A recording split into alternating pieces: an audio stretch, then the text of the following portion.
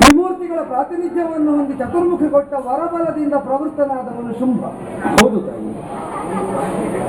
ವರವನ್ನು ಪಡೆದು ಹೇಗೆ ಮೀರಬಹುದು ಅಂತ ಅವನು ತೋರಿದರೆ,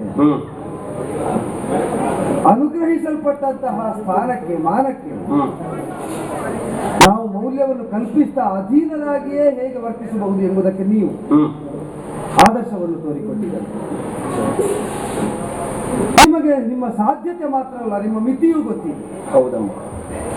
ತ್ರಿಮೂರ್ತಿಗಳಿಂದ ಅನುಗ್ರಹೀತವಾದಂತಹ ಈ ವರ ಏನುಂಟು, ಈ ಪದ ಏನುಂಟು, ಇದರಲ್ಲಿದ್ದು ಏನೆಲ್ಲ ಮಾಡಬಹುದು ಅಂತ ಗೊತ್ತಿರುವುದರ ಜೊತೆಯಲ್ಲಿ ಇದರಲ್ಲಿದ್ದು ಇಷ್ಟನ್ನೇ ಸಾಧಿಸುವುದಕ್ಕಾಗುವುದು, ಇದನ್ನು ಅತಿಕ್ರಮಿಸುವ ಹಾಗಿಲ್ಲ ಎಂಬ ವ್ಯಾಪ್ತಿಯ ಪರಿಚಯವೂ ನಿಮಗಿದೆ. ಹೌದಮ್ಮ.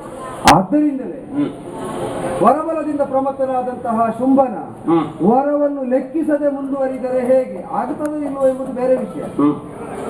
ಅದನ್ನು ಪರೀಕ್ಷಿಸುವುದಕ್ಕೆ ನೀವು ಹೋಗಲಿಲ್ಲ, ಇಲ್ಲ. ಅದಕ್ಕೆ ಮಾನ್ಯತೆಯನ್ನು ಕೊಟ್ಟಿದ್ದೀರಿ, ಪರಾಭವವನ್ನು ಅಂಗೀಕರಿಸಿದ್ದೀರಿ.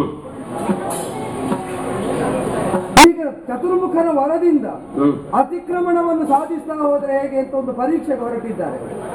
ಈ ಹಿಂದೆ ಅನೇಕರು ಮಾಡಿ ವಿಫಲಗೊಂಡ ಪರೀಕ್ಷೆಯನ್ನು ಹೊಸ ವಿಧಾನದಲ್ಲಿ ಉತ್ತರಿಸುವುದಕ್ಕೆ ಹೊರಟಿದ್ದಾರೆ. ಸರಿ, ಫಲಿತಾಂಶ ಅವರಿಗೆ ಶೀಘ್ರದಲ್ಲಿ ಲಭ್ಯವಾಗುವ ಹಾಗೆ ನಾನು ಮಾಡ್ತೇನೆ.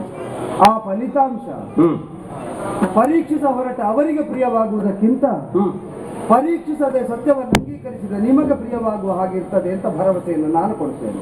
ಸರಿ ತಾಯಿ, ನಂಬಿಕೆ ನಮಗುಂಟು. ಲೋಕದ ಸತ್ಯವನ್ನು ವಿರೋಧಿಸಿ ಸಾಧಿಸಿದ್ದನ್ನು ಸಾಧನೆ ಅಂತ ಯಾರೂ ಮಾನಿಸುವುದಿಲ್ಲ. ಇಲ್ವ? ಅದನ್ನು ಅಂಗೀಕರಿಸಿ ತಮ್ಮ ವ್ಯಾಪ್ತಿಯೊಳಗೆ ಮಾಡಿದ್ದನ್ನು ಮಾತ್ರ ಸಾಧನೆ ಅಂತ ಮಾನಿಸುವ ಸಾಧ್ಯತೆಯನ್ನು ಪ್ರಾಜ್ಯ ಗಣನ ಅಂಗೀಕರಿಸುತ್ತದೆ. ಆದ್ದರಿಂದಲೇ ನಿಮ್ಮ ಮೌಲ್ಯ ಕುಂಠಿತವಾಯಿತು, ನೀವು ಹತಪ್ರಭರಾದಿರಿ ಅಂತ ಚಿಂತಿಸಬೇಕಾಗಿಲ್ಲ. ಇಲ್ಲೇ ರೂಪಾಂತರದಿಂದ ವೇಷಾಂತರದಿಂದ ಮರೆಯಾಗಿದ್ದುಕೊಂಡು ಅವರು ತೊಡಗಿದ ಪರೀಕ್ಷೆಯಲ್ಲಿ ಅವರಿಷ್ಟಪಡದ ಲೋಕಕ್ಕೆ ಅನಿವಾರ್ಯವಾದ ಫಲಿತಾಂಶವನ್ನು ನಾನು ಕೊಡುವ ಬಗೆ ಹೇಗೆ ಅಂತ ನೋಡ್ತಾ ಆನಂದಮಯರಾಗಿ